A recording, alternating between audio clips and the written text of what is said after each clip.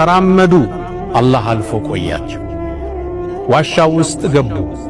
እንደገቡም አላህ ለ309 ዓመት አስተኛቸው። ተፈለጉ። ማህበረሰቡ የሉም። 1 ዓመት ተፈለጉ፣ 2 ዓመት፣ 10 ዓመት፣ 100 ዓመት፣ ያ ክፍለ ዘመን አለፈ። ታሪካቸው ግን የህዝብ ታሪክ ሆነ። እነዛ ወጣቶች፣ ቅንጡ ወጣቶች፣ ለአላህ ሲሉ መስዋዕትነት የከፈሉ ወጣቶች ታሪካቸው ታሪኩን አለፈ። ትውልድ ይቀባበለው ነበር፣ አይታወቅም ነበር። እነሱ ዋሻው ውስጥ ግን ሲገቡ የአላህ እዝነት ተከተላቸው። እነሱም ብለው ነበር የንሹር ለኩም ረብኩም ምን ረሕመቲህ፣ የእናንተ ጌታ አላህ እዝነቱን ይለቅላቸዋል። ለቀቀባቸው አላህ። ገና ዋሻው ውስጥ ሲገቡ ጀሮአቸውን መታን አላህ፣ ድምፅ እንዳይሰሙ እንዲያርፉ አስተኛ ናቸው 309 ዓመት። ከዛ እስካስተኛቸው በኋላ አካላቸው እንዳይበሰብስ ወኑቀልብሁም ዛተል የሚን፣ ወደ ቀኝና ወደ ግራ ያገላብጣቸው ነበር 309 ዓመት። ድንገት ሰው በዛ ዋሻ አልፎ ብቅ ብሎ አዛ እንዳያደርጋቸው እንዳያስቸግራቸው አይናቸውን ገልጠው እንዲተኙ አላህ አደረገ። ድንገት ካየሃቸው ፍርሃት እንዲርድህ ያደርጋል አላህ። ወለሙሊእተ ሚንሁም ሩዕባ፣ ስታያቸው ደንብረህ ነው የምትሄደው። ስለነሱ መናገር አትችልም ከፍርሃቱ ብዛት። ዋሻው ውስጥ መሃል ላይ ገብተው 309 ዓመት ተይ። ሌላ ተአምር ማጀባቸው። ፀሐይ ስትወጣ ልክ ዋሻው በሩ እንዲህ ከሆነ ፊት ለፊት ነው የተኙ። ፀሐይዋ ስትገባ እንዳታገኛቸው ፀሐይን አላህ ግዙፏን ፕላኔት ዛቢያዋን እንድትቀየር አዘዛለ። ወተራ ይላል አላህ፣ ትመለከታለህ። ወተራ ሸምሰ ኢዛ ጠለዐት፣ ፀሐይ ስትወጣ ታያታለህ። እነሱ ፀሐይዋን እንዳይገባባቸው ወደ ቀኝ ስትዘነበር፣ ስትገባ ደግሞ ተቅሪዱሁም ዛተ ሽማል፣ ወደ ጎን አሁንም ትታጠፋለች ስትገባና ስትወጣ።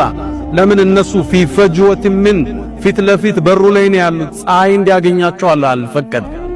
ልብ በሉ 309 ዓመት ፀሐይ ስትወጣና ስትገባ ዛቢያዋን እንድትቀይር አላህ አዘዘ።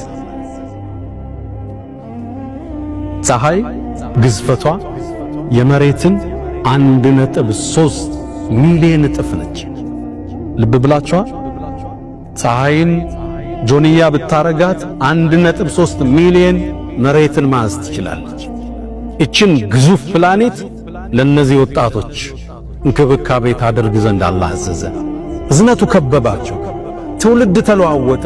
ከ309 ዓመት በኋላ አላህ ቀሰቀሳቸው። ቁጭ አሉ። 309 ዓመት እንደተኙ አላወቁ። ምን ያህል ቆየን ተባባሉ። የውም አው ባዕደ የውም፣ አንድ ቀን አለም ከፈለውን ቀን አሉ። ሲከራከሩ ከመሃላቸው አንዱ ጌታችን ያውቃል ምን ያህል እንደተኛን፣ ባይሆን እርቦናል፣ ከናንተ መሃል ሳንቲም አዋጡና ምግብ አንዱ ገዝቶ ይምጣ ተባለ። ምግብ ሊገዛ አንደኛው ወጣ። ሲወጣ ጎዳናው ተቀይሯል። አገሩ ተለውጧል። አለባበሱ ይሄ ማህበረሰቡ ሌላ ነው። ህዝቡ ሌላ ነው። ከተማዋ አድጋለች። የት ይግዛ? አንድ ሱቅ አገኘ። ምግብ ብሎ ቀረበ። ምግብ ሰጡት። ከዛ ሳንቲም ሊከፍል ሲያወጣ የዛሬ 309 ዓመት የነበረ ሳንቲም ያዘ። የድሮው ንጉሥ ማህተም እዛው ላይ አለ። እንዴት ታገኘኸው አለ። እንደ ገንዘብ ነው አልገዛ። እኔ እኮ ከዓመታት በፊት የነበረ ነው። ታታልላለህ እንዴ አንተ ነው ወይስ የተቀበረ ከንዛ ግዳ አለ።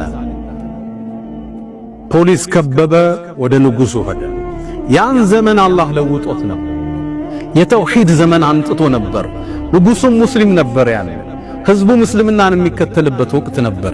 ንጉሡ ፊት ቀረበ። ማነህ አንተኔ? ስሙን ሲጠቅስ ድሮ በታሪክ የሚታወቅ ስም፣ ከጠፉ ወጣቶች ውስጥ አንዱ ስም፣ ታሪካቸው ይታወቃል። ህዝቡ ደነገጠ። የማህበረሰቡ ወሬ ሆነ። ወደ ዋሻውም ይዘውት ሲሄዱ እነዛ ጓደኞቹ ከውሻቸው ጋር ዋሻው ላይ ተቀምጠዋል።